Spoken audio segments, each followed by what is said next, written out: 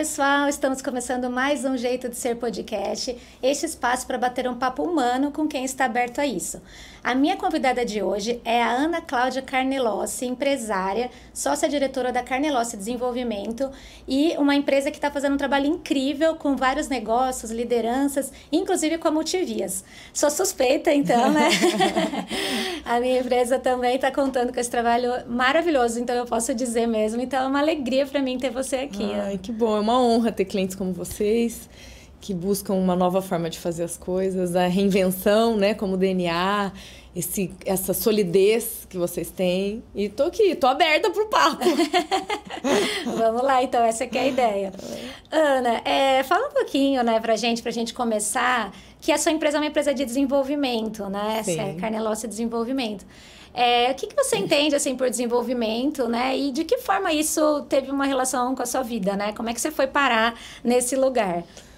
Tá, vou começar desde a origem. Pode ser, vamos lá. Eu fui uma adolescente, uma criança muito hiperativa, uma adolescente muito inquieta, com vários conflitos de adolescente.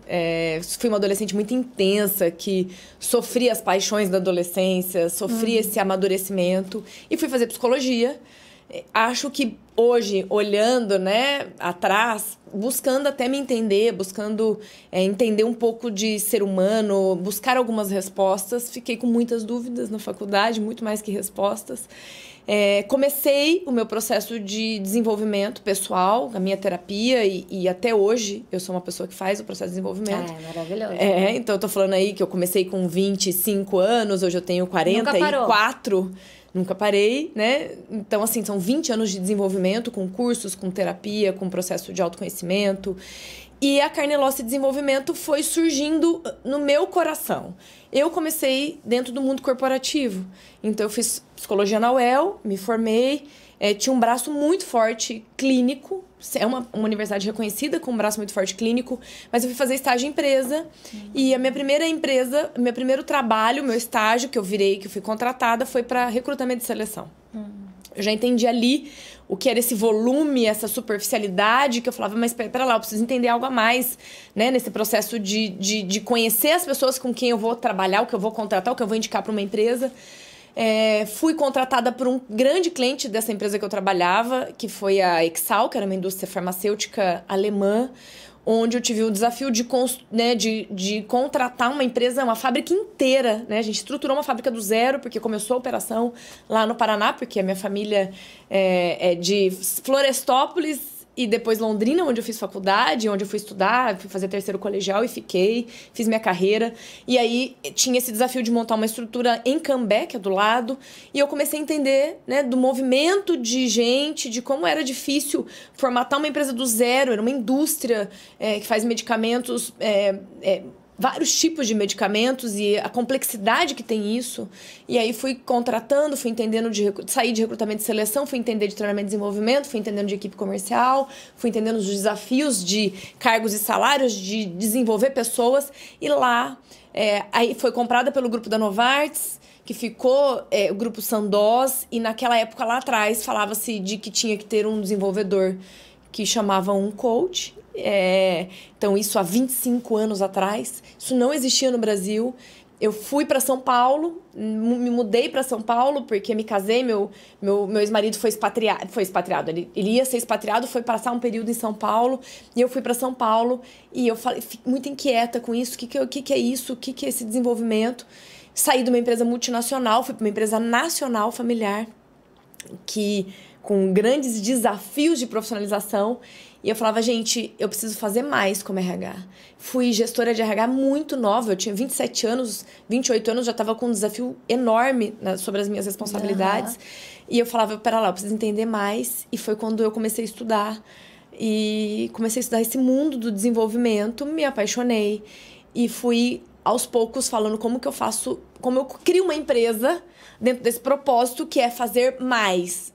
né, além dos projetos, como é que eu entro no DNA, como é que eu ajudo intrinsecamente uma pessoa a se desenvolver, como é que a gente entra num líder que é técnico e ensina esse líder a transformar a vida dele, a vida das pessoas e gerar autoconhecimento, porque não é um ambiente terapêutico, que é o que eu estava acostumada, né? Como é que eu crio um processo de transformação profunda em pessoas que você não tem esse acesso. Então, a minha paixão pelo desenvolvimento surgiu muito da minha curiosidade, né? Como é que eu agrego mais, como é que eu impacto mais, isso é muito pouco, isso é muito superficial. Eu preciso achar uma forma de impactar mais. O meu cargo, a minha função dentro de uma empresa precisa criar um impacto maior. Eu sempre falei, mas por que eu tô fazendo aqui? Por que eu tô fazendo esse projeto? Mas esse projeto não gera resultado. Por que nós estamos fazendo isso daqui? Como é que a gente pode fazer isso diferente? Então, sempre questionando isso. Sempre. Fui muito questionadora pra tudo na minha vida, tá? E assim, pra qualquer área. E esse jeito meu de ser foi criando a Carnelosse Desenvolvimento sem eu mesmo nem saber o tamanho que ela ia criar, a referência que a gente ia ser e o impacto que a gente ia ter na vida de pessoas incríveis como vocês, entendeu? Não, e eu acho bárbaro, assim, realmente, porque a gente sabe de ouvir falar, né? Mas vendo na prática, eu fico pensando como que se forma uma pessoa, seja você ou pessoas da sua equipe, né? No caso lá da Multivias, é uma outra pessoa da equipe que faz o trabalho, então eu vejo que é uma questão do negócio. Como se forma uma pessoa para ter uma amplitude como vocês precisam ter? Porque vocês estão com um olhar no comercial, né? Um olhar na liderança, um olhar no projeto, no caso nosso, na área de projetos, do serviço prestado, né? Numa indústria vai ser na solução deles. Então, assim, tem que ser uma visão tão ampla e, ao mesmo tempo, profunda, que é um desafio, né? Eu acredito. É um desafio. Eu não acho fácil ter um profissional na nossa empresa. Então, a profissional que te atende, por exemplo, a Jamile, que a gente acha ela maravilhosa, ela está conosco desde que ela tem 22 anos, né? Então, ela vai 23, ela vai fazer 30. Então, a gente vai achando esse jeito. Eu acho que, assim, uma característica do nosso perfil é não julgar e ser aberto para tudo, pro novo. Porque, igual você falou, eu preciso entender, eu preciso saber falar de marketing, eu preciso saber falar de negócio, eu preciso saber falar de vendas, eu preciso saber falar de finanças, eu preciso saber falar de preconceito, eu preciso romper preconceitos, eu preciso falar de ego, eu preciso falar de funcionamento humano, da psicologia por trás do funcionamento humano, das regras de negócio, de indicadores de performance, de resultado financeiro, né? De sucessão familiar, de brigas familiares, de rompimento familiar, de demissão, de pessoas que às vezes estão no negócio e não performam mais pro negócio, de falar para um pai, o seu filho não tem perfil para assumir a sucessão do seu negócio, ele vai morrer com o seu filho. Então, assim, são muitas competências que eu acho que vem, assim, muito dessa abrir pro ser humano, abrir para ouvir. Eu sou muito aberta para o que a pessoa me traz. Meu time tem isso. A essência da Carnelosse é essa. De escutar, não julgar e ser referência. Estudar. A gente estuda profundamente os assuntos que nós trabalhamos, né? A gente estuda profundamente gestão. E a gente tem esse DNA de buscar o que tem de melhor, o que pode agregar, o que hoje é um novo formato, o que hoje funciona, o que estão se falando no mundo inteiro em termos de gestão, por exemplo, home office, em termos de capacitação, de sucessão. Como é que eu vejo isso na prática? Que ferramenta científica é comprovada para ver perfil, para ver performance? Qual é a técnica que eu posso dar para o meu gestor? Qual é um passo a passo? Então, a gente tem muito isso. O conteúdo científico e entender que as pessoas são transformadoras, que elas podem se transformar, que elas impactam e geram resultado significativo para um negócio e abordar pessoas além de negócio. Então, esse olhar é muito, eu acho que é muito intrínseco, não sei. Não sei como... Muita gente nos pergunta assim, o trabalho de vocês não é só... Porque, assim, quando você contrata um profissional... Você, às vezes, por exemplo, um coach, que é uma profissão não regulamentada, com muito charlatanismo. Eu falo que há 25 anos atrás eu precisava explicar o que era. Hoje eu preciso explicar o que não é. Né? Não é autoajuda, não é psicologia, apesar de ser psicóloga. Eu não faço o trabalho da terapia com o meu cliente. Nós não fazemos isso. E não é mentoria. Então é um processo de muita expansão de consciência, de muitos caminhos, de muitas alternativas, de ver o negócio. E quando o cliente vê a nossa forma de trabalho... que você faz perfil, você faz mapeamento de área, você faz mapeamento 360, você faz diagnóstico de funcionamento, você entende de regras, você implanta plataforma de gestão, a gente implanta plataforma para fazer delegação, a gente implanta um formato de delegar, a gente vai para plataforma tecnológica, por exemplo, como a Microsoft e o Teams, a gente vai para métodos ágeis, a gente tem um passo a passo, né? Tem técnica. Tem técnica, então é até difícil, às vezes, os clientes falam, eu não imaginava que vocês faziam tudo isso. Imaginava que fosse um bate-papo mais emocional, mais uma coisa terapêutica. E então... E é muito mão na massa, né? E é muito complexo, né? Então, é ser humano e negócio juntos, entendendo dessas duas cadeiras que são complementares e são totalmente... são visões diferentes. Então... e eu acho que isso mostra... É um trabalho construído, né? Eu, por exemplo, estudo há 25 anos esse tema. Exatamente. Então, é um trabalho construído todos os anos. A gente faz curso, a gente busca o que tem de melhor. A gente faz curso em neurociência, em psicologia positiva. A Jamile, por exemplo, agora tá fazendo o curso de RH 4.0. A Mari tá fazendo o curso de neurociência. Eu tô fazendo o curso de governança. Então, a gente tem um time que vai trocando o tempo inteiro esse conhecimento. E a gente tem quem é bom em cada área. E a gente vai direcionando o projeto para quem é bom em cada área. Legal. Então, é uma multiplicidade. É assim, é o poder do time junto e se fortalecendo e trazendo conhecimento para o negócio, né? E, Ana, acho que isso tudo que você contou mostra realmente a seriedade, né? Essa questão técnica que existe e que vai contra, né, o que a gente escuta muitas vezes falar do coaching, que as pessoas que não sabem e foi se transformando nisso, né, pelo charlatanismo que existe e tal. E como que você vê isso? Igual você falou que você tem que explicar o que não é, né? Mas que acaba acontecendo, né, por conta de como, às vezes, esse ofício é tratado, assim.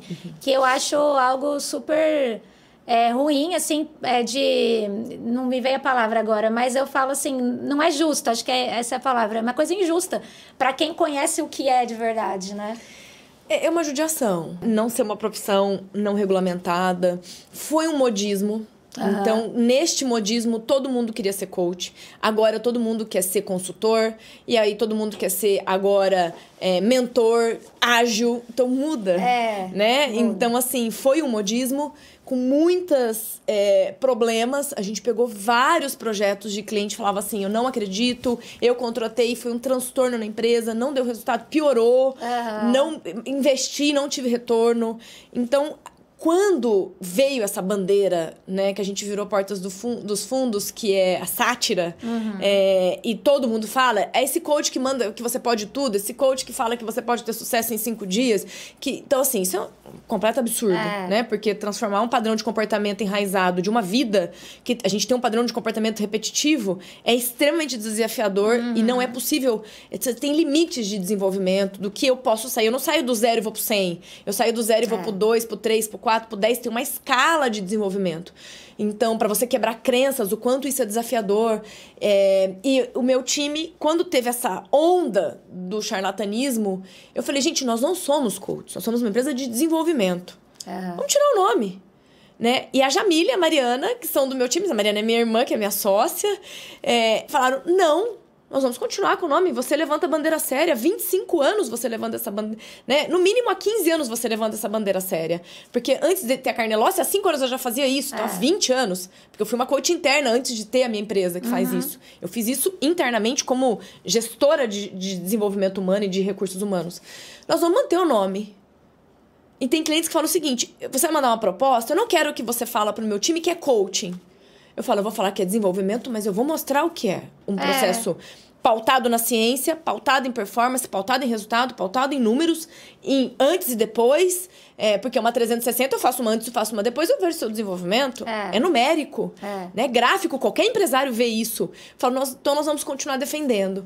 Então, a gente continua levando nas propostas, nos nossos discursos. A gente abriu como Carnelossi Desenvolvimento, porque tem uma amplitude aí, porque a gente não faz só coach, nós fazemos processos de assessment, nós fazemos mapeamento, nós fazemos o entendimento se o seu time serve ou não serve para a função, uma readequação de organograma.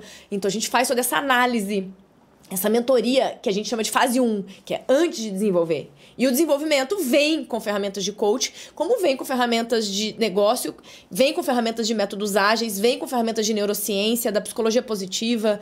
Então, a gente trouxe tudo isso e a gente continua usando essa bandeira séria. Mas eu acho que quem vai contratar um mentor, um desenvolvedor, tem que olhar.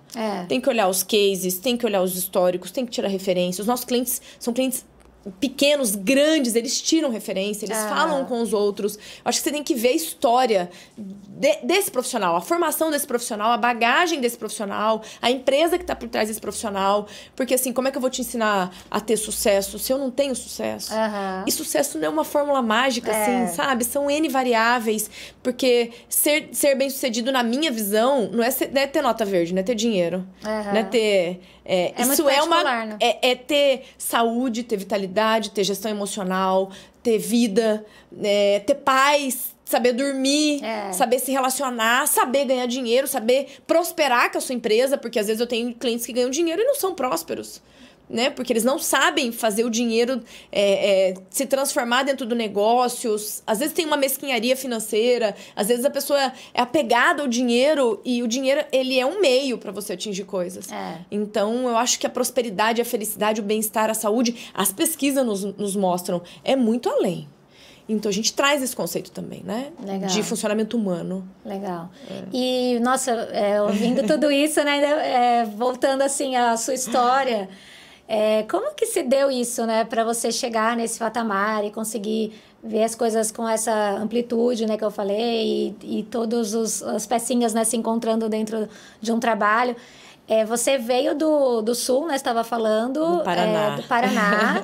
E de uma cidade pequena, que eu sei, né? 14, 18 mil habitantes, eu nem sei quanto está hoje. Então, nunca daria para imaginar que você... Não. É um desenvolvimento que você viveu na sua própria vida, né?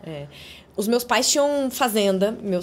Meu avô, imigrante italiano, tinham fazenda nesta região. Então, meu avô, minha avó ficavam em Londrina, moravam em Londrina, mas o meu pai, o irmão mais velho, foram trabalhar na fazenda, que era do lado de Florestópolis. Florestópolis é uma cidade com... Foi o berço da pastoral da criança, com índice de desnutrição infantil altíssimo, muito pobre, de usina, de cortador de cana, que naquela época, né? Hoje já migrou esse formato de trabalho, a gente tem usinas como os clientes, hoje já está muito automatizado, mas naquela época não, era mão de obra humana, né? E os meus pais nasceram, foram se desenvolvendo lá, casaram, foram morar lá. Eu nasci em Londrina, mas morei em Florestópolis. E eu fui educada, engraçado, para ser religiosa, uma família muito religiosa. Eu comecei a falar, eu sou palestrante, eu comecei a falar na igreja com 15 anos. Foi lá minha escola.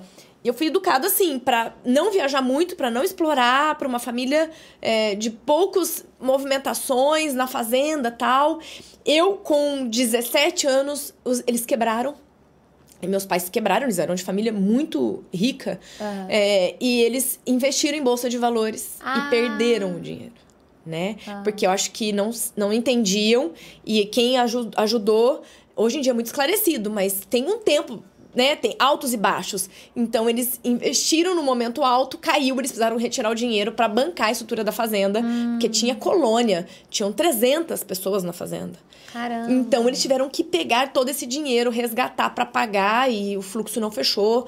Perderam tudo, e meu pai era professor. E minha mãe vem da área da educação, coordenadora pedagógica, toda da área da pedagogia. Ela trabalhava? Né? Sim, trabalhava com mestrado, e minha mãe ajudou o meu pai a se refazer. Vários irmãos tiveram dificuldades, mas tinha alguns que já trabalhavam fora do negócio. Então, eu vi isso. Eu vi a força do dinheiro, a fragilidade do dinheiro, o que é você quebrar e o que é você ter que se começar do zero. Então, eu vi a dor que foi familiar.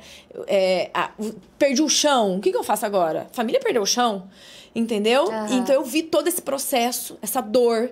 Eu acho que isso não foi consciente, foi intrinsecamente fazendo parte de mim. E, né, de ver uma fazenda com tanto potencial, terra. O que é terra? Terra é tudo. Com tanto que isso vale, eles perderem isso por não saber fazer essa gestão. Eles perderam a fazenda? Perderam. Tiveram que morar? Tiveram que vender. Nossa. Meu tio morava na fazenda, mas na época já tinha ido pra Florestópolis, pra cidade do lado, que é tipo 10 quilômetros, 15. Meu pai já morava na cidade. Mas perderam tudo, praticamente, né? Perderam 99% de tudo que eles tinham. Então, assim, eu vi esse fracasso. Eu não sabia que eu tinha ido pra essa área. que inconscientemente estava impactado em mim. Mas eu vivi esse fracasso familiar. Eu fui fazer faculdade buscando um lado, me descobri outro, e aí, de repente, eu fui para Londrina, de repente, eu fui para São Paulo, e aí eu comecei a fazer carreira nas melhores empresas. A Novartis era considerado na época um dos 10 maiores grupos do mundo.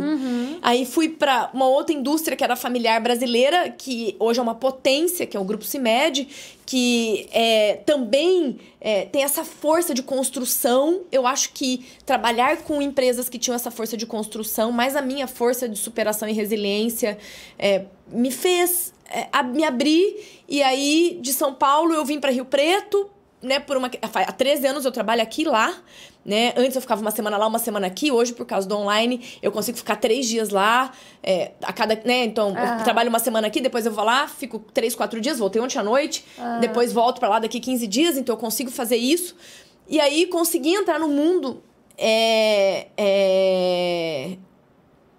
não sei se é de homens, mas o LEAD, porque a gente tá falando de 50% do PIB, onde eu sou um grupo empresarial, onde eu fui a primeira mulher do comitê. Faz 5 anos que eu sou diretora de conteúdo, que eu tô no comitê. Eu fui a primeira mulher até trazer o LEAD mulher para Rio Preto. Então, você vê a força masculina nos cargos de presidência, de fundadores, de diretores, de superintendentes. Eu não sei como foi, assim, ao certo. Eu sei que eu fui entrando nesse mundo de negócios, eu fui performando nesse mundo de negócio, de um mundo que teve um... Eu não senti o preconceito, mas existe um número muito limitado de mulheres. Talvez pela própria postura, né? E eu fui conseguindo fazer o jeito carne e osso de desenvolvimento de ser nesses contextos, e muito pelo nosso mérito e nosso resultado. E fui entrando, né? Que nem... Eu falo que o LEAD a força do LEAD, e eu sou a única mulher que abre eventos, né? No Brasil todo. Porque eu falo sobre o tema nos eventos, e falo sobre né? Não em todos, porque às vezes eu tô viajando, mas todos que eu tô aqui no Noroeste, eu falo sobre o tema que vai vir. Então, isso, eu acho que é a força feminina também, da nossa intuição, do nosso poder para concretizar. Ana, você já alguma vez você sentiu preconceito? Se eu senti, eu ignorei. Eu senti, mas eu ignorei. Sim. Você usou da sua fragilidade? Eu nunca usei da minha fragilidade. Eu usei do meu conhecimento, eu usei da minha capacidade de análise, eu usei da minha força de coragem, da minha curiosidade. Eu fui fazer parte do LEAD, por exemplo, aqui era não era o Scaldelai, que hoje é o presidente, era o Fábio, que hoje é o presidente do LEAD Nacional, que hoje fica, né, com o LEAD Ribeirão. Ele, para quem não sabe, o LEAD é de líderes e empresários, né, do Brasil e também fora do Brasil. Ele me trouxe, me conheceu para ser filiada. Eu fiz tantas perguntas para ele. Como é que funciona? Como é que você impacta? Mas qual é o papel? Mas o que isso gera na vida do nosso empresário? Mas o que isso vai me ajudar? Mas como é que você aprofunda essa palestra? Como é que isso gera negócio? Ele falou, acho que você precisa fazer parte do nosso comitê. Me levou para o comitê conhecer, porque o comitê tem que aprovar a entrada de um novo membro. E aí, uma vez que eu entrei, depois mudou o presidente, que veio o Marcos Scaldelai, que foi né, presidente da Bombril e que tá aqui na região já há 4 anos. E eu tinha um papel lá como comitê. Eu fiz tantas perguntas, tantos questionamentos, que eu falei, a gente precisa contribuir mais. Meu papel sempre foi o seguinte: como é que a gente, com o nosso potencial, a gente contribui mais? Com o meu filho, com a minha família, com os meus clientes, com a minha vida. Esse sempre foi meu grande dilema. Como é que a gente transforma a vida numa algo incrível? E eu comecei a questionar esse papel. Ele falou, vamos falar pro comitê? Vamos falar para todos os franqueados? Os filiados? Isso que você fala pro comitê? Isso que você nos instiga? Esses conhecimentos que você traz? Vamos abrir para você falar para todo mundo? E foi assim. Então, eu fui conquistando o meu papel. Né? Eu fui abrindo o meu papel. Sem milindre, sem um discurso de preciso ser tratada de forma diferente. Sim, naturalmente, eu me sinto frágil como mulher. Eu sou uma mãe, sou uma mulher, eu tenho minhas fragilidades, mas eu também me sinto forte para falar de negócio, para falar de performance, para falar de igual para igual. E eu acho que a mulher precisa se empoderar desse papel. Nós somos muito fortes. Nós temos uma constituição, nós damos conta de muita coisa. Para que se anular num ambiente masculino? Por que não impactar no ambiente masculino? Esse sempre foi meu trabalho. Né? Igual eu naquele livro, né, esqueci o nome dela, Sheryl Sandberg, do Facebook, né? Acho que ela é CEO do Facebook. E ela fala no livro Faça Acontecer, né? Que a mulher deve tomar o seu lugar à mesa. E eu acho isso muito interessante, porque depois eu comecei a observar que é comum em reunião que tem homens e mulheres, até já vi isso em São Paulo, em reuniões que eu estive, assim, que a mulher deixa, às vezes, o homem falar primeiro, sabe? É meio que instintivo, assim. Então, pergunta alguma coisa. Aí tinha lá vários diretores, né, do lugar onde eu estava, eu era uma delas ali, envolvidas naquela entidade, e aí... a quem que primeiro fala. Você vê que a mulher tem o que dizer, mas o homem, ele já... Tá, levanta a mão. Né? Então, nem sabe ainda muito o que dizer, mas já levanta a mão. E a mulher espera, né? E fez muito sentido quando eu vi isso no livro, porque eu falei, olha, realmente, quantas vezes não tá na mesa e não toma o seu lugar de fala, né? Só se te perguntar. E você, o que você acha? Você não precisa esperar. Se você tá ali, você tem lugar de fala. Senão você não tava ali. Eu sempre levantei a mão. Uhum. E tomei meu lugar na mesa e fui a primeira a perguntar. Eu quero falar. Mas eu tenho algo a contribuir. Não, mas eu tenho uma opinião sobre isso que é divergente da sua. Não, mas eu não concordo com isso daí. Eu acho que isso daí não tá legal. Uhum. Então, eu sempre peguei o meu lugar, mas eu nunca vi hierarquicamente uma diferença. Eu nunca fui hierárquica. Uhum. Entendeu? Eu sempre tive conversas com os meus pais de... lógico, eu sou filha, né? Pela lei da ordem, eles vêm primeiro. Mas eu sempre falei abertamente das minhas opiniões, eu sempre reivindiquei o que eu achava justo, o que eu achava certo, e isso veio pro trabalho. E isso foi naturalmente eu reivindicando os meus lugares e me posicionando e ganhando força pelo meu posicionamento. Não foi me dado nada. Ninguém me deu nada. Eu não herdei nada, eu não ganhei nada. Eu construí a Carnelossi Desenvolvimento. Uhum. Eu fui... Algumas pessoas me abriram portas, algumas pessoas me indicaram pessoas, mas eu fui construindo o meu caminho. Uhum. Com muita dedicação, com muita coragem, com muito conhecimento, com muita inovação, assumindo muitos riscos. Eu assumi muitos riscos, muitos riscos. A minha sócia, que é a Maria, falava assim, mas é muito arriscado você fazer isso. Eu falei, eu vou fazer. Mas você vai fazer isso e vai ser coach do comitê? Porque eu fui coach do comitê por 2 anos. Esses caras têm empresa de 1 bi, de 3 bi. O que você vai falar pra eles? Eu falei, eu vou fazer eles conversarem, trocarem experiência, trazer conteúdo pra eles discutirem. Mas isso é arriscado? Eu falei, mas é arriscado mesmo, eu vou fazer.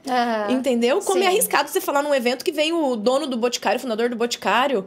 É arriscado você se expor num evento, entendeu? Que vem, eles não vêm me ver, eles vêm ver as pessoas que estão ali como referência. Então é arriscado você se colocar num papel de evidência. Isso é verdade. Mas eu banco. Uhum. Há julgamentos? Há. Mas eu acho que na vida você tem que bancar suas escolhas. Que é o que eu ensino pro meu filho. Você quer faltar? Você falta, mas você vai bancar. Né? Então, acho que a gente tem que entender que sempre vai ter consequência. E se você tem coragem, e se você vai, mesmo com medo, muitas vezes eu vou insegura, eu vou com medo.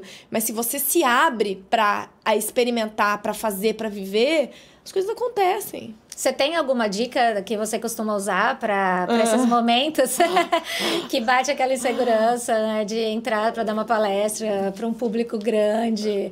Ou, sei lá, às vezes até, igual você falou, uma reunião, mas dependendo de quem está, gela na essa barriga. Desconfiança. Eu acredito num bom roteiro. Então, você tem que saber, você vai dar uma palestra... não é o diferente daqui, a gente tá batendo um papo, eu não me preparei pra nada, mas eu tenho que ter um tema, eu tenho que ter os focos desse tema, eu tenho que ter um desenvolvimento, eu tenho que ter um fechamento, eu tenho que saber o que eu quero gerar na Lígia com essa conversa. Né, o objetivo. Entendeu? O que esse público que tá me falando, eu já falei pra 1.000 pessoas, 2.000 pessoas, o que eu quero que essas pessoas captem disso que eu vou falar. Isso tem que estar claro. Eu não subo. Jogo é jogo, treino é treino. Eu não vou amadora. Eu me preparo. Eu me preparo para uma reunião, me preparo para um treinamento. Eu treino. No começo da minha carreira, eu treinava no espelho, eu treinava com outras pessoas. Eu vi os meus vícios de linguagem, que até hoje eu tenho. Eu fiz cursos para me preparar. Eu fui me construindo. É uma competência desenvolvível. Tem pessoas que têm pânico. Aí tem que passar por um processo de perder esse medo, de ir aos poucos sendo exposta, fazer um curso para se desenvolver. Mas assim, a minha dica é: saiba o que você vai fazer. Em qualquer área que você vai se posicionar, em reunião, em qualquer coisa, se prepare. Prepare a sua linha de raciocínio, treine e vá. Porque se você vai amador, se você vai sem preparo, você tá inseguro. O medo faz parte. Muitas vezes eu falei para plateias muito complexas, com muito medo. Mas as pessoas não eu não deixei de falar. Você não chega a ter nada que te impeça de falar, porque tem gente que o medo paralisa mesmo, né? Não. Mas já me deu branco. E eu tinha o material impresso, a projeção para me dar um norte, o material impresso para eu consultar, retomar o nosso raciocínio. A gente sempre fala, você tem que saber os seus 3, 4 primeiros minutos de fala, de 5 minutos de fala, o que você vai... Meio decorado ali, né? O que eu quero... eu falo aquilo que vem... Eu falo aquilo que eu acredito. Eu pergunto aquilo que faz sentido pra mim. Então, eu falo do coração. Eu acho que quando você vai... Quando eu vou pra um time de empresários que nós vamos falar de resiliência, eu vou falar do que eu acredito. Eu vou falar do que faz sentido pra mim. Eu vou abrir uma reunião, um treinamento com aquilo que realmente mudou a minha vida. Eu vejo mudar a vida de vários clientes, né? Então, assim, eu não falo aquilo que é... Eu não sou papagaio. Porque eu nem gravo, eu sou meio dislexa, eu não tenho muito, capacidade de foco. Eu não fui uma aluna brilhante, entendeu? Eu tive um monte de deficiências na minha vida. Mas eu falo daquilo que fez sentido pra mim. Eu falo daquilo que mudou a vida dos meus clientes. É isso que eu defendo. É a vivência, que é assim, ter um negócio familiar, ser empresário é extremamente desafiador. Sabe? É complexo, é difícil, é dolorido. Tem vários caminhos. Então, eu falo do que eu vivo. E aí é muito fácil falar. E as pessoas se identificarem, né? Entendeu? E essa questão de... Você falou de um fracasso enorme na família, né? Que com certeza impulsionou você no final para muitas coisas do que você está contando aqui. Mas... Depois, na sua vida, teve momentos que você se viu, talvez não na mesma dimensão, mas... num fracasso, você falou assim, nossa... Sim. E aí, sei lá, você voltou lá atrás, lembrou daquilo, de alguma forma, tirou alguma forma de agir a partir dali. Eu não consegui ajudar os meus pais e a minha família, porque começou isso com... Eu tinha 12 anos, 14, 15... Você era mais velha? Filha mais velha? Eu sou do meio. Do meio. Tenho um irmão 3 anos Filha mais salsicha. velho e uma irmã 8 anos mais nova, que é minha paixão, né? Todo mundo sabe que a Mariana Eu vou olhar pra câmera, a Mariana é minha grande paixão, né? Então, essa impotência me fez buscar caminhos. Eu pego clientes impotentes. Eu pego... O meu cliente é o meu pai de 30 anos atrás. Que eu não pude fazer nada. Entendi. Né? Eu tenho clientes que estão sofrendo, eu tenho clientes que não têm dinheiro, que estão quebrados. Mas eu tenho dinheiro, eu tenho clientes muito prósperos. Muito, né? Com muito dinheiro, que impacta a vida de muita gente. E a gente traz esse processo de transformação. Então, eu tive esse fracasso familiar. Eu sou de uma família cristã, que meus pais foram ministros de Eucaristia, coordenador de ECC, que é o grupo de casais, e me divorciei quando meu filho tinha 3 anos. Isso foi um fracasso familiar, absurdo. Até hoje minha mãe fala, meu Deus, eu não consigo aceitar, né? E assim, é uma sensação de impotência, porque eu não vejo hoje como fracasso. Eu vejo que nós somos felizes por 10 anos, nós somos amigos. A mulher dele, a nossa cliente, faz coach com a nossa empresa, né? Nós somos parceiros, ele tem um filho que frequenta a minha vida, frequenta a minha casa. A gente tem sinergia. Mas você encarar isso não como um fracasso, mas como uma nova fase... Né? Ele foi o primeiro homem da minha vida, foi, né, o amor da minha vida. E você entender que a gente se transformou, viramos irmão, e que não é fracasso você começar uma nova história, é muito desafiador. Então, eu senti isso, né? O fracasso como uma família tradicional, a construção de uma nova família, o preconceito, o medo, o julgamento, o meu próprio julgamento. Foram anos de terapia para conseguir olhar no espelho e falar, não, você não deve nada para ninguém, você não é menor que ninguém. Nós tivemos um outro fracasso, que foi... Eu perdi a minha prima e irmã, porque são 2 irmãos casados com 2 irmãs na minha família. Meu pai e o irmão são casados com 2 irmãs. Então, eu falo que eu tenho meus 2 irmãos, que é a Mariana e o Walter Luiz, e tinha mais 4 irmãos, que eram dos meus tios, que a gente só fazia tudo junto. Tudo junto. Absolutamente tudo. E a Su teve que ela, né, doença degenerativa, com 44 anos e morreu com 46. Você tem noção? Você não conseguir fazer absolutamente nada? É um fracasso, né? Ela podia fazer tráqueo. A gente não conseguiu convencê-la a fazer tráqueo. Ela poderia sobreviver vegetando, porque ela já não piscava mais nem o olho, quase. Ela perdeu todos os movimentos. É uma doença que vai... Degenerativa. Ela começou engasgando, já começou na parte superior. E daí vai paralisando, foi perdendo a fala, foi perdendo os movimentos, parou de andar, parou com tudo, de comer tudo. E antes de perder tudo isso, ela falou, eu não quero viver uma vida vegetando na cama. Né? Vocês têm que me respeitar. É um fracasso. Não tem cura. Né? Você perde uma irmã que você ama, que você é apaixonada, que era a minha referência. Né? Ela que me ensinou, como mulher, ela foi minha irmã mais velha.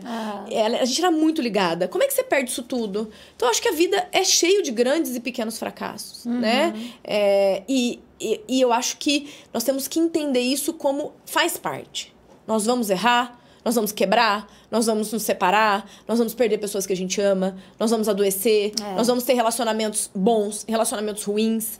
Mas e daí? Como é que eu faço? Tem épocas que nós vamos fazer decisões, atitudes certas, decisões que são erradas, que a gente se arrepende. Tem decisões que eu me arrependo. Mas eu tento olhar e falar o seguinte, ok, o que eu posso aprender disso? Eu enxergo o fracasso como uma oportunidade de crescimento. De desenvolvimento, de evolução, de superação. Nós não somos perfeitas. Eu tenho um monte de... Quem me conhece sabe o tanto de erro que eu tenho, o tanto de defeito que eu tenho. O quanto eu tenho um lado luz e um lado sombra o tempo inteiro, né? Todo mundo acha, né? Se manifestando. Eu sou muito forte no meu lado luz e no meu lado sombra. Né? Eu sou temperamental. Eu sou agressiva nos meus posicionamentos, nas minhas ideias. Ao mesmo tempo, eu sou dócil, eu sou frágil, eu choro. Eu sou forte. Ao mesmo tempo, eu sou mãe. Ao mesmo tempo, eu quero ser filho, eu quero ser cuidada. Eu acho que a gente tem isso, essa natureza. E nós, seres humanos, temos que entender que nós somos frágeis. E que isso faz parte da natureza humana. Entender os nossos fracassos como uma oportunidade de que eu posso... Qual o novo olhar disso tudo? Isso é interessante, né? Porque até que ponto, às vezes é uma coisa que eu me pergunto, né? A gente deve procurar melhorar os nossos pontos, né? A desenvolver ou pontos fracos. Coisas que a gente sabe que a gente tem, né? E até quanto a gente tem que abraçar isso e pensar, essa sou eu. Como que você lida com essa E muito tempo na terapia, eu falava assim pra ela, eu quero ser fofa. Ela falava, Ana... Não é seu. Alguém te vê fofa? Meu filho me vê, meu namorado às vezes fala que fofa. Né? Mas, no geral, essa não é meu DNA. Meu DNA é de fazer, de abrir, de inovar, de criar, de romper limites, romper barreiras, de se posicionar, de fazer o impossível. Todo mundo fala que é impossível, eu quero tentar, vamos tentar. A gente pega vários projetos que todo mundo fala, não tem jeito. E a gente, juntos, o sistema, no tempo, a gente acha um jeito. Eu tenho clientes que nossos clientes há 8 anos, há 10 anos. Não é fórmula mágica. É um trabalho de expansão de consciência, de autoconhecimento, de ajusta aqui, ajusta aqui. Vamos tentar isso daqui. Vamos aos poucos tentando uma evolução. Vamos aos poucos mudando a nossa cultura. Uma mudança de cultura demora 5 anos, né? Na empresa. Então, assim, muito tempo eu quis ser outra pessoa. Quando eu comecei o meu processo de transformação e desenvolvimento. Eu queria ser minha irmã. Minha irmã é fofa. Ela é lady. Os nossos clientes sabem. Ela não... Plena. Ela não altera a voz com nada a abala. Se abala, ela sabe lidar. E, ao mesmo tempo, ela é brilhante no conhecimento científico, ela é brilhante no conteúdo. Ela, né, ela tem mestrado, ela foi uma vida acadêmica. Tudo que ela estuda, ela se aprofunda. Ela me ensina muito. Eu queria ter um pouco do jeito dela, né? Mas eu entendi que eu sou o que eu sou porque eu sou o que eu sou. Né? Com muita terapia, com muito sofrimento, com muita expansão de consciência. E eu aceito. E aí eu vou dar uma dica pra quem tá nos ouvindo, os líderes, os gestores. Não queira ser quem você não é.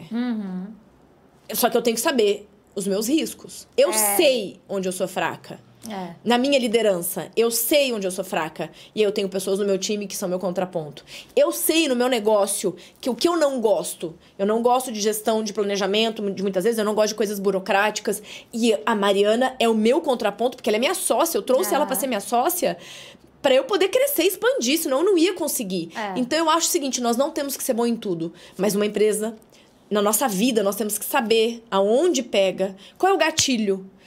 Gatilho é o seguinte, o que alguém faz que eu enlouqueço, que eu surto, ou aonde eu estou sendo ruim no meu negócio. Pode ser na gestão financeira, pode ser no planejamento, pode ser na automação, pode ser, né, na gestão de compliance, pode ser na questão jurídica, pode ser na liderança. E aí eu vou trazer pessoas que me ajudem. Eu vou buscar ajuda na minha vida pessoal, né? Eu vou buscar alguém que me dê um caminho. Pode ser que você, seu lado sombra seja na sua vida, na sua saúde. Que você negligencia a sua saúde. Você vai buscar profissionais que te ajudem a lidar melhor com a sua saúde, com a sua vitalidade, a encontrar um novo caminho de se alimentar, dormir. Eu tive que aprender a dormir. Porque eu tomei remédio de agitação dos 10 ou 27. Quando eu tirei, eu não sabia lidar com as minhas emoções, não sabia dormir. Não sabia falar. Tava dopada pela medicação. E você foi tomando porque... Os médicos deram, porque ninguém aguentava eu, né? Na escola, não parava, né? Em casa, em todos os ambientes. Hoje eu não tomo nenhuma medicação. Mas é que aí você já tinha esse autoconhecimento, né? Acho que você não fui achando. Hoje eu gostaria, tem médico que fala, você precisa descansar mais, você precisa pensar menos, você precisa ser mais calma. Vamos tomar um ansiolítico? Eu falo, calma, deixa eu tentar. Porque faço vários esportes. Deixa eu tentar. Às vezes, teve momentos na minha vida que eu tive que tomar, porque você também tem que ter essa consciência de que a medicina está para nos ajudar. E tem momentos, por exemplo, no momento do meu divórcio, eu tive que precisar de medicação. Teve momentos que eu precisei de ajuda. E tem pessoas que têm, né, a questão fisiológica, que precisa, né, de uma medicação para sair de um cenário muito triste, muito difícil. Então, eu acho que a gente tem que saber buscar ajudas e saber os nossos limites. Saber onde eu sou boa, onde eu não sou, o que eu dou conta, o que eu não dou. E o que eu não dou conta, aonde eu vou parar. Entende? Qual é o meu limite? Né? O que eu dou conta? Pensa num relacionamento amoroso. Eu dou conta de um casamento? Eu, Ana, dou conta de um casamento? Eu não dou conta de um casamento tradicional. Eu preciso de espaço. Liberdade é meu primeiro valor. Né? Eu preciso ir e vir. Então, né, o Felipe tá comigo aqui agora, que ele, né, mas às vezes ele vai e fica em São Paulo, ele fica no Rio, porque ele trabalha online, ele é da área de tecnologia. É seu namorado.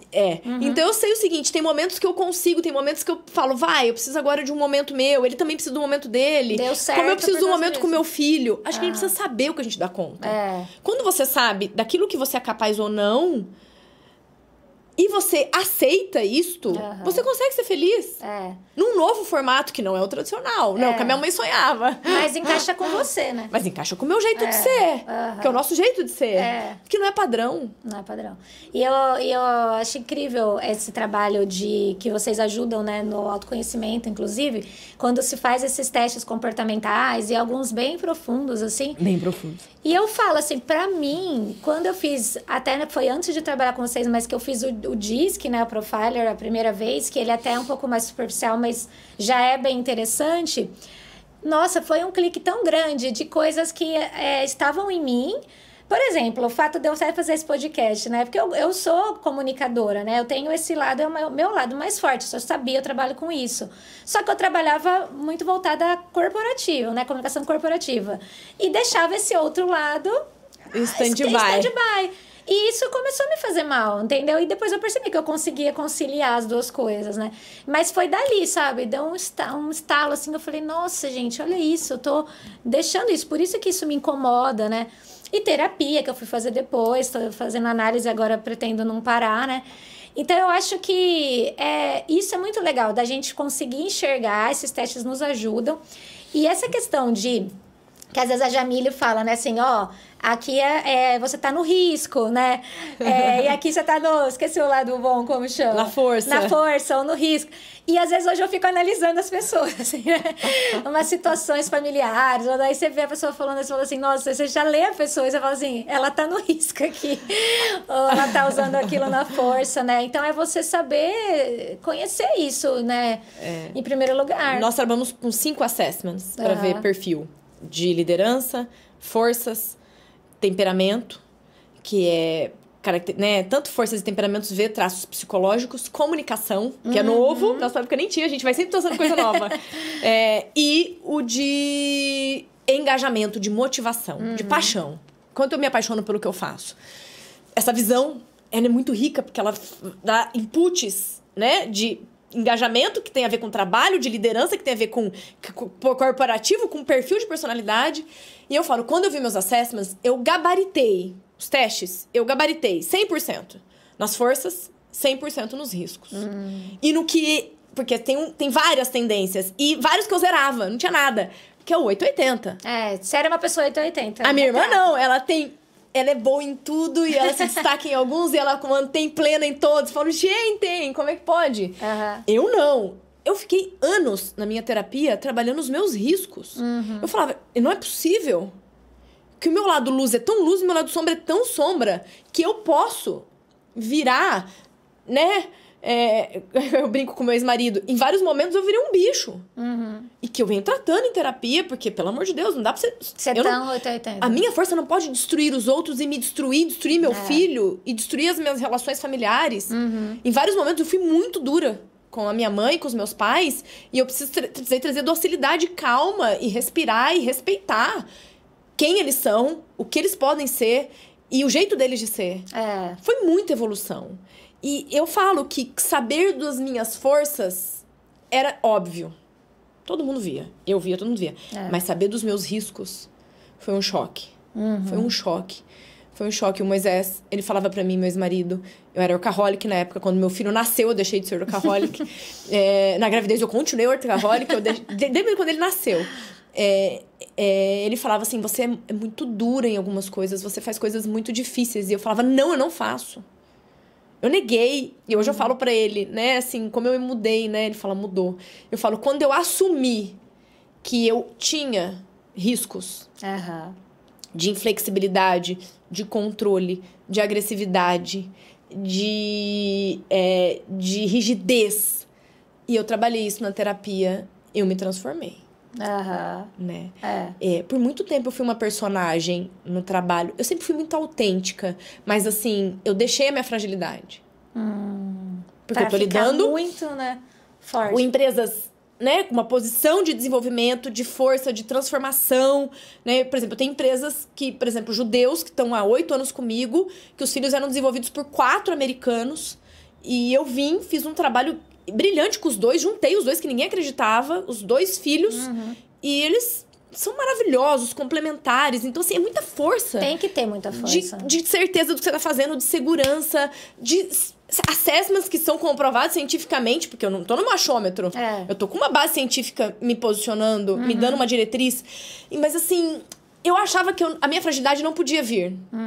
E aí, no meu divórcio, eu enfrentei a fragilidade. No nascimento do meu filho, eu entendi a fragilidade. E aí, às vezes, o cliente começava a contar e eu chorava. Eu falava, pera lá, mas você tá chorando? Cadê a Ana? Que nem o Scaldelai fala que todo mundo tem medo da Ana. E todo mundo fala, mas cadê a Ana? A Ana é muito frágil. E eu aprendi que isso é quem eu sou. E é quem os meus clientes são. E eu aprendi a trazer isso pro trabalho. Eu trouxe humanidade. Eu trouxe fragilidades.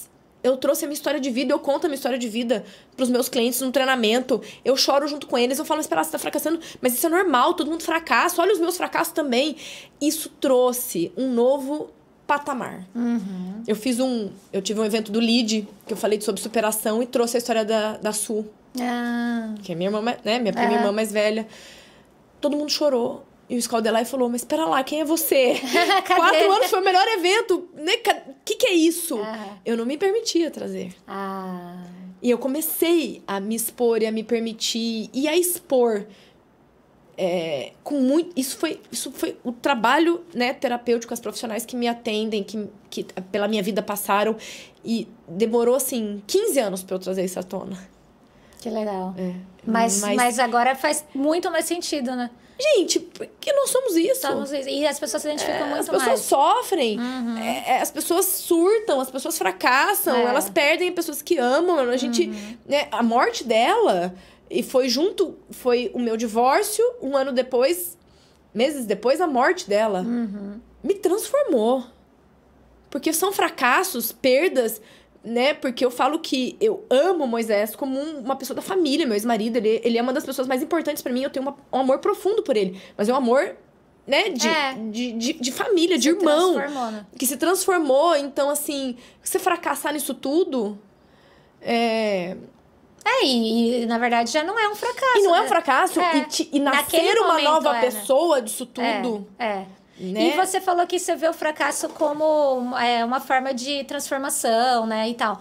Você consegue hoje perceber isso no momento que você está vivendo a crise? Ou é uma coisa que você faz uma leitura depois? Hoje eu acho que eu tenho mais maturidade para ver na crise.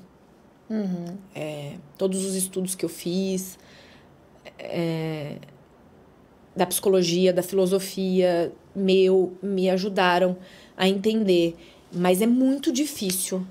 Quando eu tô me despedindo de alguém que eu amo, enterrando alguém que eu amo, pegando as minhas casas e saindo de casa, e entendendo o sofrimento do meu filho, e rompendo um relacionamento, lidando com a minha insegurança, né? Com todas as crenças, estou muito velha para isso, estou muito jovem para isso, mas o que vão falar? Mas eu nunca mais vou conseguir recuperar, refazer, isso é um pilar importante, como é que eu lido, né? Com isso, nessa altura do campeonato? Neste momento é muito desafiador, é muito difícil. Por isso que eu acho que tem fases da nossa vida que eu não poderia ter enxergado o que eu enxerguei sem a ajuda dos profissionais que eu tinha. Porque eles me deram lucidez quando eu não estava lúcida. Eles me deram respira. Teve momentos da minha vida que eu precisei de terapia 2 vezes por semana. Né? Depende do que você tá lidando. Depende do que você tá lidando. Então, eu acho que nós temos que ter humildade e falar. Tem pessoas que falam assim, mas eu não tenho dinheiro para fazer isto. Né? Mas buscar ajuda, né? Com um amigo, na religião, se for religião.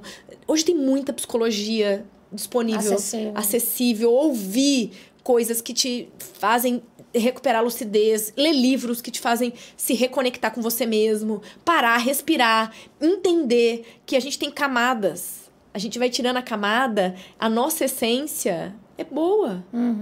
Nós temos amor, nós temos paz, nós temos estabilidade, nós temos humanidade, nós temos uma essência. E quando você tira... Às vezes você perde um relacionamento, você tem uma doença, você vai perdendo as máscaras, né? Você vai tirando camada. Mas a gente também tem que aprender a lidar com a dor. A vida não é a mesma, a vida não é estática. A gente quer manter as coisas iguais, elas não são. Então, é olhar a vida em cada momento, em cada cenário e falar, o que eu absorvo dessa nova vida?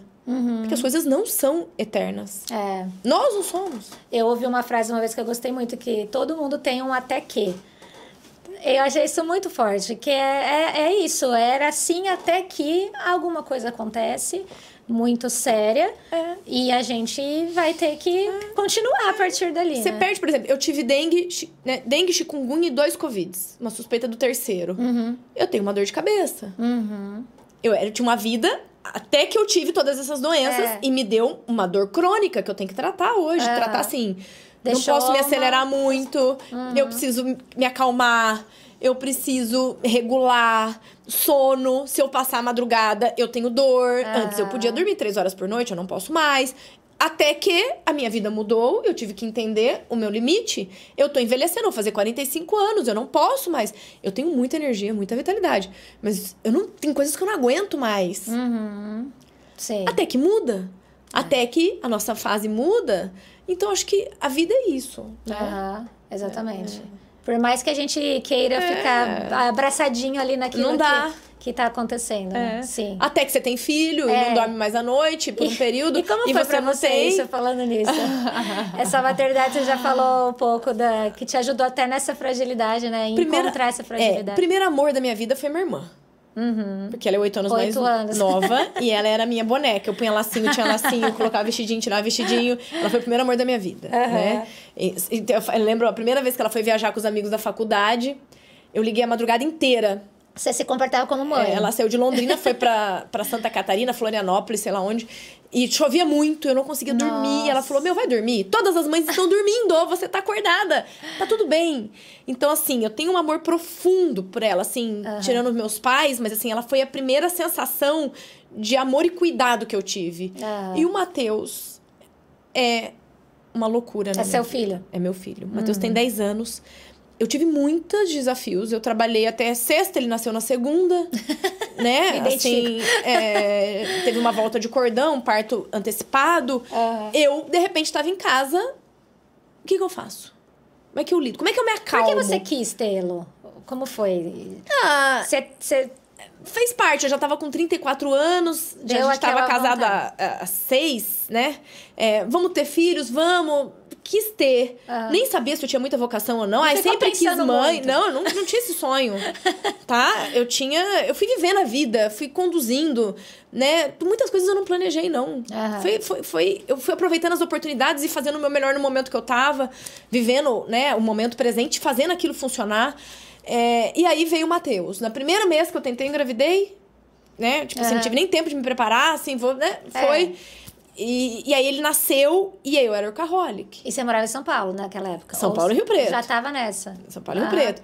E eu era workaholic, eu trabalhava de segunda a segunda, viajava Brasil, dando treinamento sábado, domingo. Não tinha ninguém na minha empresa. Eu era sozinha. Era você. Eu já tenho um time. E aí o Matheus mudou tudo. Mas no começo foi muito difícil. Eu aprender a ser mãe, aprender a me acalmar, uma pessoa hiperativa, aprender os movimentos repetitivos do bebê. Então, isso foi extremamente desafiador. Com 50 dias eu voltei a trabalhar, né? Eu fechei contrato com a Unimed, nossos clientes há 10 anos, a Unimed de Rio Preto. Eu fechei grávida, de 8 meses, eu tinha vergonha. Eu falava assim, eu vou entrar na sala, vocês sabem, olha o meu tamanho, vocês estão vendo? Mas eu vou entregar, tá? Mas assim, vocês vão me contratar assim mesmo. Eu tinha vergonha, eu falei, pro RH, fui fazer reunião com os diretores, presidente, falei, sabem do meu tamanho? Assim, que eu tô com uma barriga. Senão eu vou chegar lá. Gigante, sabem? Tá tudo certo. E eu voltei a trabalhar e assim, eu aprendi a ser mãe. Não foi instintivo. Tá? Eu tive muitos desafios, muitas dificuldades. Tive muito medo. Medo de morrer, medo dele ser frágil, medo de não dar conta. E fui achando, né? Fui aprendendo, eu trabalhava, fiz o método dele aprender a dormir com 3 meses. Fui achando meus caminhos, li livros, fiz terapia, muita terapia. Aprendi a lidar com meu filho, aprendi a falar a linguagem dele, aprendi a me conectar. Teve um momento que eu acho que eu fui muito hiperativa, que ele desconectou. Ele falou, mãe, você faz muita coisa, eu só quero ficar em casa. Você percebeu, entendeu? Que você tinha que enxergar quem ele era. E aí eu precisava enxergar. Ele não tem o meu temperamento. Ele é uma mistura minha e do pai, né? Ele tem a calma, a docilidade. O pai é engenheiro, ele tem isso do pai. O bom senso, o equilíbrio. Ele não é de extremos, ele não é de correr riscos. E aí eu fui aprendendo a lidar com ele e dando o meu jeito de ser pra ele. Eu escalo, vamos escalar também? Trazendo eu mergulho, vamos mergulhar? Eu pedalo, vamos pedalar? E fui trazendo no ritmo dele, no que ele absorvia, né? Porque ele não absorve como eu. E fui aprendendo a lidar e a nossa relação é construída, é uma paixão, né? Que transcende, assim. Ele é muito mais o temperamento do pai e da minha irmã do que meu. Mas eu aprendi a tirar o melhor dele. Ele tira seu complemento. E eu falo assim, eu tenho a bênção do meu filho tirar o meu melhor. Porque eu tenho pais que me falam, meu filho tira o meu pior. Acontece isso. Né? A gente se pega. O seu risco, né? Em muitos momentos, a minha mãe tirou o meu pior, eu tirei o pior da minha mãe. Né? Hoje a gente aprendeu a ter uma relação construtiva, mas eu tive o privilégio de ser abençoada que o meu filho tira o meu melhor. E ele é expandido, assim. Ele é evoluído, muito mais que eu, né? E ele me ensina muito. É o que todo mundo fala dessa nova geração, né? Que já ele me transforma, assim. Ele me acalmou, ele me centrou, Aí eu trouxe a minha irmã pra ser minha sócia e nós montamos equipe, nós crescemos. Você acabou tendo que se desenvolver, né? Porque não dava pra trabalhar das 8 às 10 da noite. Eu nem queria mais, eu nem aguentei. Hoje eu não consigo mais. Hoje eu tenho que ter tempo pra me relacionar emocionalmente, pra fazer meus esportes, pra ter mãe, pra ter meus hobbies. Eu nem tinha isso. Meu hobby era trabalho. Eu só sabia fazer isso. Hoje eu nem sei como eu conseguia só fazer isso. Mas pra você fazia muito sentido naquela época. Era um vício. Era um vício. E você acabava... Eu me construí, fiz o que eu fiz e me tornei referência na área que a gente atua por ter me dedicado muito. Mas chegou uma hora que não... Mas chegou uma hora que outras coisas brilharam no meu olho. Que não brilhava. E aí eu aprendi a amar outras coisas. Legal. Né? Que é maravilhoso. Eu acho que a gente deveria sempre passar por essa oportunidade na vida. No fundo, né, é o que vale, né? Quando você chegar, tentar, né, um equilíbrio, né? Trazer um pouco mais isso. Mas eu fiquei muito apavorada quando ele nasceu, né? Com a fragilidade de tudo. É muito frágil. E ao mesmo tempo muito forte, muito... É frágil, não é frágil. Né? Com a dualidade daquilo ali, né? Foi... Uma sensação, né, de que você não controla mesmo. Mesmo, de impotência, de fragilidade. Você se vê caindo num buraco de amor, um buraco muito bom, mas que ao mesmo tempo você não segura em nenhum lugar. É muito e assim, eu sou super decidida, né? Super forte para muitas coisas. A minha mãe veio ficar comigo, ela foi embora, eu chorando, fui atrás dela. Falei, volta. Ela, mas como assim? Você não tinha uma rede de apoio, vamos dizer, né? Tipo, não família perto? Não tinha, né? Tinha a pessoa que tá com a gente, que é a Jo, que é a segunda mãe do Matheus, que tá com a gente há 15 anos. Ai, que bom. Que, né, da família praticamente, mas assim... Mas a minha mãe, meus irmãos, minha família toda do Paraná. Só tinha a família do meu ex-marido. E eu falava, gente, como é que eu lido com isso? E eu fiquei muito fragilizada, muito sensível. E lidar com isso foi transformador. Foi transformador. E você é daquelas que acha que dá conta, né? Porque as pessoas devem perguntar, como você dá conta, né? Ou no fundo você fala, não é que eu dou conta, eu acho que eu não dou. Como que você faz assim? De tudo? Do trabalho e ao mesmo tempo ser mãe, né? Olha, eu fiz as pazes comigo. Eu vou ser uma mãe empresária. E meu filho reconhece em mim. Pra não ter aquela culpa, né? Ele já foi ver treinamentos meus. Ele já viu eu fazendo. Ele se emocionou. Ele vive minha vida. Ele falou pra mim esses dias, mãe, eu vou trabalhar... Acho que eu não vou ser engenheiro, não, porque ele queria ser engenheiro igual o pai. Eu acho que eu vou trabalhar na sua empresa. Você me aceitaria? Eu falei, não, já estamos falando de sucessão, você tem 10 anos. Ele falou, mãe, porque você transforma a vida das pessoas. E eu vejo isso. Né? As pessoas têm amor por vocês, assim, eu já escutei elas falando, que nem ele foi no treinamento, as pessoas falavam disso, se emocionando, falando pra ele o que a gente tinha feito na vida dele, né, e as pessoas choram, mãe, seu trabalho é muito bom. Eu falei, filho, tem que ter vocação. Se você tiver vocação, você vai ser muito bem-vindo, mas tem que ter paixão intrínseca por fazer isso, né, e aí, assim... Tá muito claro pra mim que eu não vou ser só mãe, eu vou ser mãe, eu vou ser atleta, né? Vou ser amiga, vou ser atleta, vou fazer meus esportes, eu vou ser namorada, eu vou ser profissional e eu vivo bem com isso. Eu dou uma cabeça no travesseiro, eu vivo bem, tá? Então, assim, eu não estou todos os momentos com ele, então tá tudo bem.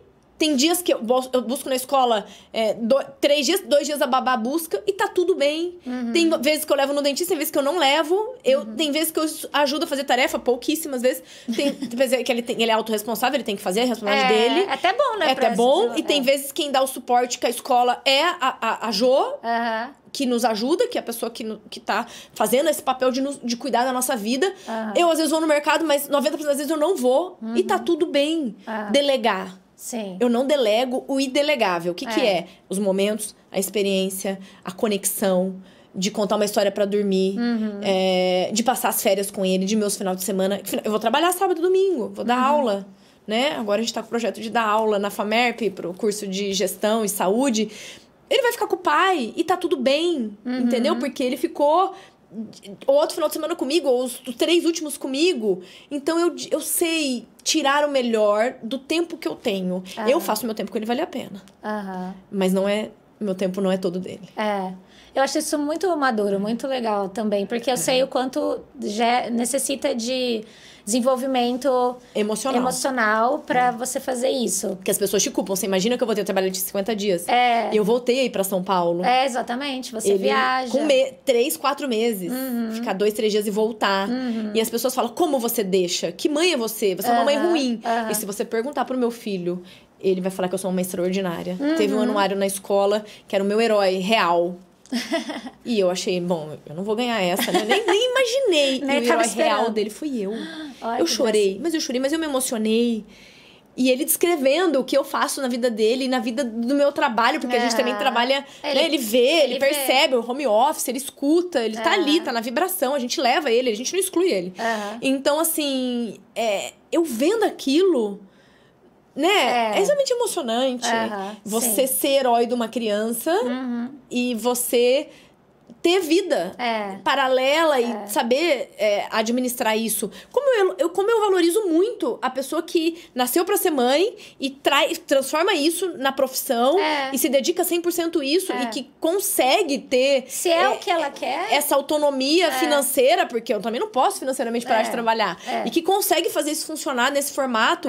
Eu tenho profunda admiração por qualquer escolha que você faça e você dá o seu melhor.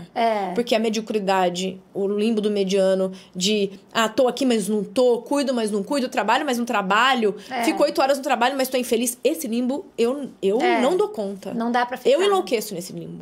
De jogar pra baixo do tapete, né? De fingir que faz as coisas e não faz. Fingir que tô bem e não tô. Sim. Entendeu? Não, esse limbo, pra mim, tipo assim... Não funciona. Tô me relacionando, mas não tô feliz e finjo que tô. Não, vamos encarar. Sim. Vamos encarar a realidade? Sim. Né? Tô infeliz na minha profissão. Então vamos fazer uma nova profissão? Vamos mudar, fazer uma transição de carreira? Vamos romper os medos? Vamos estudar à noite? Vamos achar um novo caminho? Não, mas as pessoas que querem ficar numa zona de conforto e infelizes... Eu luto todos os dias pra não ficar nessa zona comigo e com os nossos clientes. A gente tira essa zona, entendeu? E acha a zona da profundidade, da felicidade, da plenitude, eu acho que é a palavra. Não é nem da alta performance, não é nem isso. É da plenitude, de estar inteiro. E se você faz isso, por exemplo, em relação à maternidade, seu filho tá vendo e ele também tá aprendendo com isso, né? Porque eu até comentei com meus amigos outro dia, né? Eu acho que hoje a gente vive um universo da maternidade, uma maternidade exaustiva, assim. Parece que é um pouco cultuado, né? Daquela que você... Não, mas não pode, vamos supor... não pode assistir nada na televisão, não pode ir uma chupeta, não pode isso, não pode... Tipo, cada um vai ter suas escolhas e lidar com aquelas escolhas. Mas eu acho que quando aquilo se torna exaustivo, do tipo... Igual você falou, tô ali, quando mas te destrói. Tá me destruindo, mas é aquilo, entendeu? Porque estão dizendo que é assim... E aquilo não vai ser saudável, né? Pra relação. Igual se seu filho tá vendo você... Seja você estando com ele 24 horas, a pessoa que escolhe isso. Claro que vai ter os momentos de dificuldade, mas isso não pode ser o 100%. Né? Assim como você, no trabalho e tal. Ele tá vendo aquilo e tá aprendendo a se preservar também. Eu sou referência na vida dele. De amor, de conexão, de suporte, de inovação, de desafios, coisas, de esportes, né? Eu marco a vida do meu filho. Isso, qualquer um que conversar com ele, escuta dele. Mas daquilo que é pra você. E daquilo que eu posso. Que você pode. Do que eu não posso. Por exemplo, você vê mães desgastadas há 3 anos que não dormem. Porque a criança não dorme. Tem método?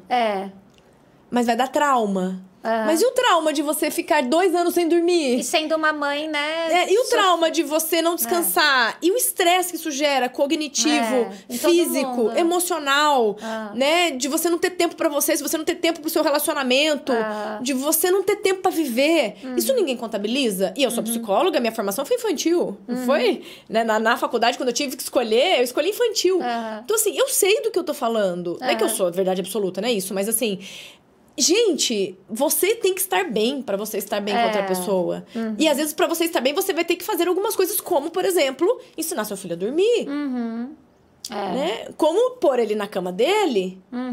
Como você pôr limite, você ensinar a comer, você ensinar ele a ser autorresponsável, você parar um episódio de birra, você ensinar um não e que isso é não, ensinar a consequência de atos. Então, assim, eu acho que a gente tem que ser... honesto primeiro com a gente mesma. Eu vim primeiro do Matheus. Eu tenho que me respeitar pra respeitá-lo. As minhas necessidades também. Então, eu sou muito resolvida com isso, assim. Que bom. Eu acho. É legal, porque é importante para outras mães que estão ouvindo, né? E que às vezes, trabalhando e vem esse mundo que muda a gente quando a gente tem um filho, mas entender que é possível, né? Se você quer, se você ama o seu trabalho... conseguir conciliar, né? O meu filho é a minha vida. Assim, mas o meu mundo vai além dele. Vai além dele, faz sentido. Né? Porque ele não é meu. Até por ele isso tá mesmo. com 10, ele já tá falando que 15 anos ele quer fazer intercâmbio. Imagina. Entendeu? O filho é uma parte minha. É a minha melhor parte. A minha melhor versão é ele, né? Mas assim, eu consigo entender a amplitude da vida. E hoje... Hoje, né? Depois de um tempo de construção. É legal também, acho que essa parceria que você tem com o seu ex-marido, né? Muito, que ajuda também muito. a... Tem gente que fala que você deveria escrever um livro. E de conseguir, e acho que os dois estarem presentes ali. Foi sofrido, foi doído, foi difícil. Em vários momentos a gente teve momentos de raiva, ira... E em alguns momentos poucos a gente se desrespeitou, mas a gente se construiu, se respeitou mais do que desrespeitou. A gente achou caminhos, né? É um fracasso. É uma dor. Foi dolorido em várias coisas. Doeram coisas que eu jamais imaginaria. Né? Mesmo sendo uma decisão nossa, conjunta... resolvida, madura, doeu coisas que você fala, mas eu não esperava doer isso. E tá doendo. Senti falta disso, mas por quê? Então, acho que é o processo, né? E ainda com uma criança, você tem que conseguir. De transformação. Mas assim, a Su, no leito de morte, ela falou, que é a minha prima irmã, ela falou, viva como se não houvesse amanhã, porque a vida é muito curta. Ela falou isso. E eu tinha isso intrínseco. Eu sempre fui apaixonada pela vida. Eu sempre fui apaixonada pela me sentir... Eu detesto me sentir morta. Essa sensação, eu tô sobrevivendo. Sim. Não é meu isso. Eu sempre fui isso. E ela chancelou isso no leito de morte. Aí eu levei isso assim... Agora isso daqui é a minha frase de vida. Já era, entendeu? Então, assim... A vida, assim, gente, eu tenho mais quantos anos? Eu tenho 45, 44. Vou fazer 45. Em 12 de outubro. Das crianças. Eu tenho mais 20, 30, 40, 50 anos pela frente? Não sei. É muito rápido pra gente poder anestesiar, esconder, paralisar. Eu tenho medo, mas assim, eu paraliso em alguns momentos. No começo da pandemia eu paralisei, mas depois eu saio. Entendeu? Pra gente enfrentar. Eu acho que a vida tem que ser fluida, tem que ser vivida, tem que fazer valer a pena. Porque a gente escolhe. Eu não tenho como... meu pai é meu refém, meu pai é meu vilão, a minha mãe é minha salvadora, ou ao contrário.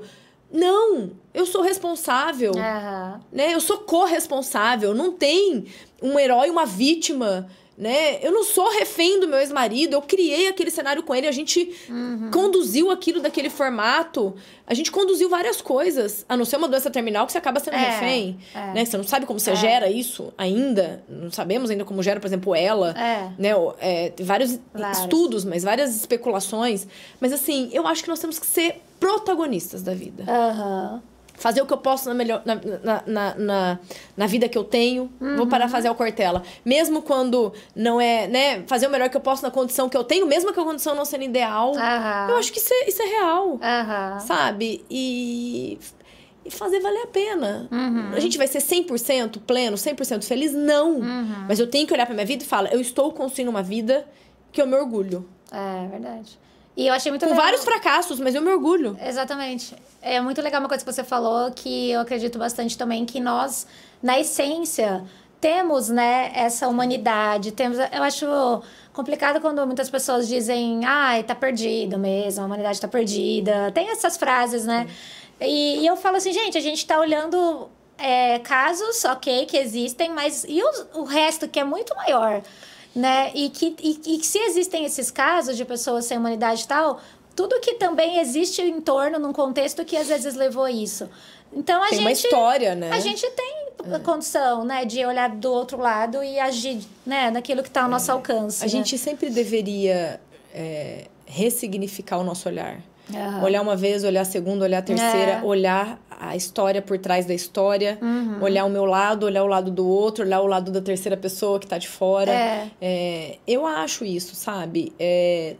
Não tem, assim, o ser humano, a gente tem a maldade, a gente tem o lado sombra, mas a gente tem o lado luz.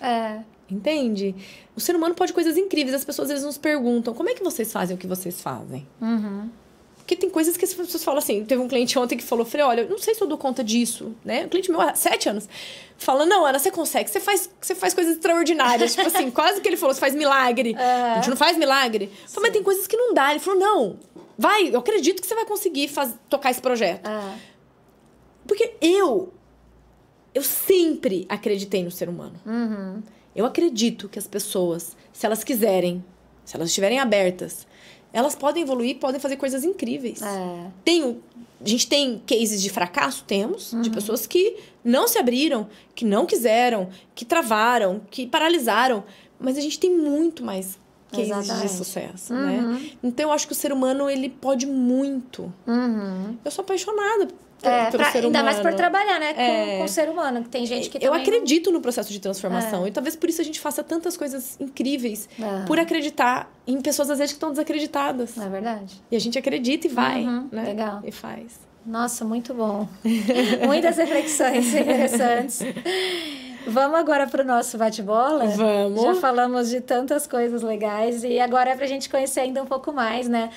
Para você falar o que vem na cabeça a respeito de algumas questões que eu vou levantar aqui. Vamos à primeira. Falar ou ouvir? Quem é você na fila do pão? Eu falava muito, mas nessa nova fase eu tento ouvir mais. Tá em trabalho. Mas eu acho que é os dois, eu não consigo escolher, não, de verdade. Hoje eu escuto na fila do pão, mas eu posso falar muito também se eu quiser. Depende do momento, você veste Depende uma de quem eu camisa. encontro na fila do pão. Se eu encontrar alguém que eu quiser falar, eu vou falar muito. Legal. Você é daquelas de muitos amigos ou poucos bons amigos? Poucos bons amigos. Sempre foi assim. Parece-me que eu sou muito aberta, né? Mas não. Eu tenho um papel social, tenho, né? Até o próprio lead, que é de relacionamento. Mas poucas pessoas tocam o meu sagrado. Que entram fundo mesmo. E quando essas pessoas entram, elas são amigas de 20 anos, 30 anos, 15 anos. São pessoas muito importantes na minha vida. Legal. Legal. Você é mais de sair ou ficar em casa, né? Assim, não, quando eu era hiperativa, sem tratamento emocional, eu era de sair. Eu migrei. E a pandemia me ajudou a perder o medo de ficar em casa. E eu aprendi que tá tudo bem eu ficar quieta, calma. Porque a minha hiperatividade sempre me fez fazer 1000 coisas. Também, hoje eu sou um meio termo. Que legal. Eu ia pra qualquer lugar, pra qualquer programação. Hoje não. E você tinha medo de ficar em casa mesmo? Era um medo de... Sim, uma necessidade de fazer coisas. De ficar no ócio, né? Hoje não. Hoje eu fico muito bem sozinha. Fiquei até um pouco antissocial, eu acho. Meus amigos falam que eu fiquei antissocial. Porque pra quem tava acostumada com... Porque na pandemia eu fui obrigada. E aí eu falei, gente, eu não morro disso. Tá tudo certo. Olha, eu tô feliz. Olha, eu tô super bem. Você ganha muita coisa. Eu com esse livro sozinha em casa... Gente, tá tudo bem. E eu aprendi, né, a silenciar e a ficar em casa. Hoje, se você fosse me falar, eu acho que eu sou mais de casa do que de sair. Escolhe mais, né? Fica mais seletiva, né? Mais seletiva. Mas eu gosto... Mas eu tenho várias programações também, né? Viagem, esporte, vai, corre, meio, pedala, né? E vai. No meio tem que ter essas coisas, né? Noite ou dia? Eu tô muito doida, porque assim, eu já fui muito da noite, hoje eu sou mais do dia. Porque meu filho tá na escola às 7 da manhã, eu começo o meu dia às 6 da manhã. Teve que te mudar, né? E aí, 9h30 da manhã eu tenho que dormir, 10 horas, 10h30. Antes eu dormia muito tarde. Então eu acho que eu tô me transformando. Mas isso tá na gente também, né? Hoje eu sou mais do dia. Legal. Mas eu já fui mais da noite. Agora à noite, a madrugada me dá enxaqueca, se eu não dormir. Você tá vendo? Porque você dormia 3 horas à noite, quer dizer, pra você produzir à noite agora. Já... Eu falo, gente, a pandemia é ótima, porque você pode sair 7 da noite e voltar às 10 pra dormir. Olha que beleza. 11. Então eu mudei também. Legal. Mudei. E essa questão de esportes, né? Esportes radicais ou não radicais? Radicais, né? Já percebi. Assim, se você falar com o Felipe, que é meu namorado, ele vai falar: o medo me faz superar. E ele escala muito bem, em situações muito duras. Tipo, faz trilha à noite, montanha fechada. Sobem, né? Montanha aberta. Eu vou. Mas não é tão radical assim, não. Eu vou no meu limite de segurança. Entendeu? Eu vou mergulhar. Mergulhei com tubarão, fui.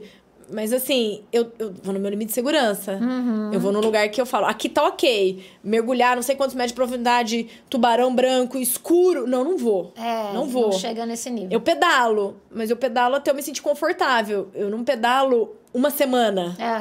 Entendeu? Então eu tenho um limite. É engraçado. Do desafio, mas do controle, assim. Não é assim... adrenalina a qualquer custo. Eu tenho medo disso. Depois que eu tive filho, mais ainda. Eu falo pra ele, Felipe, mas é meio kamikaze. Né? Você vai numa pista preta de esqui, você cai e quebra o pé. Mas você poderia sofrer um acidente. Tipo o Schumacher, bater a cabeça e acabou. Eu não consigo fazer isto. Não vou nisso. Nisso eu não vou entrar. E ele vai. Então assim, eu achava que eu era dos esportes radicais. Mas depois que eu conheci ele, eu achei que eu sou muito água com açúcar, entendeu? Mas quem olha acha que é radical. Pra quem não tá fazendo nada. É que o meu standard subiu. Eu falo, pera lá, tá muito difícil daí. Tá muito perigoso. Não, vamos descer, tá muito perigoso. Eu vou morrer aqui. Sim. Nossa, mas eu admiro, viu? Porque eu sou daquelas que até olhar na janela ali de um apartamento muito alto, me dá uma sensação horrível. Eu falo, gente, é muito de então pessoa. É engraçado, assim, eu gosto da adrenalina, mas eu acho que eu também sou conservadora. Sim, até pela questão de ser mãe, né? Acho que muda muito a nossa autoconservação, né? Muda. Porque tem algo por trás, né? É legal. É isso. Ana, muito bom o papo com você. Adorei. Dava pra ficar mais tempo. Nem vim passou 1h30. Mas obrigada mesmo de você ter vindo. Espero que a gente tenha outras oportunidades. E parabéns pelo projeto. Que bom, que as pessoas obrigada. possam se beneficiar, né? Isso, essa é a nossa ideia, né? Levar esse papo para mais pessoas que a gente está tendo aqui, mais gente pode assistir. Essa é a ideia. Mas é uma alegria, obrigada. Legal. Gente, você que nos acompanhou, muito obrigada também. Nos aguarde aí no próximo episódio. Deixe seus comentários aqui. Quero agradecer a Bonamix Studio também, que é a nossa parceira nesse projeto. E aguardo você no próximo, tá bom? Até lá!